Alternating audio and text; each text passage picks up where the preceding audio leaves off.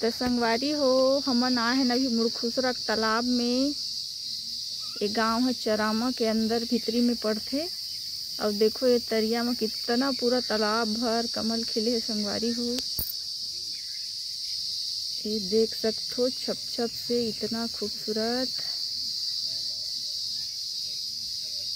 पूरा तालाब भर कमल खिले है। और एती बार बैठे हूँ मैं तालाब के का कहते हो कोमल पचरी में बैठे हूँ। बैठी मोर बेटा। अब यह हवे कोमल के गांव। और मस्त के पास मंदिर है संगवारी हो, बड़ झाड़ है, पीपल झाड़ है। और मस्त कमल खिले हैं। और शनि मंदिर भी है, तो आप मन देख सकते हो।